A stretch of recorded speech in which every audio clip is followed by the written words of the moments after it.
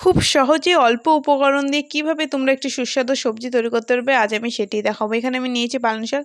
পালং শাকগুলো আমি ভালো করে পরিষ্কার করে কেটে নিচ্ছি। আমার শাক কাটা হয়ে গেছে। এখন শাকগুলো আমি ভালো করে জল দিয়ে ধুয়ে নেব।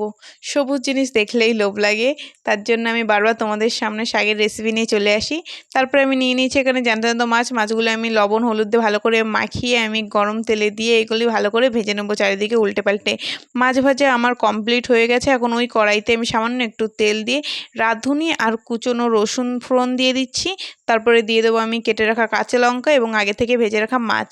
দিয়ে দেবো আমি 1 কাপ পরিমাণ মতন জল। তারপরে দিয়ে দেবো আমি 1 টেবিল চা চামচ পরিমাণ মতন লবণ হলুদ। এটা একটু ফুটে আসলে আমি দিয়ে দেবো আগে থেকে কেটে রাখা পালং শাক। তারপরে একটু নেড়ে চেড়ে এটা আমরা ঢাকা দিয়ে রেখে দেবো। ঢাকা তুললেই দেখতেই পাচ্ছ আমার তরকারি রেডি হয়ে গেছে। খুব জলদি এটি রেডি হয়ে যায়। এটি খেতে ভীষণ টেস্টি হয়। আপনারা সবাই অবশ্যই বাড়িতে ট্রাই করবেন এবং কমেন্ট করে জানাবেন।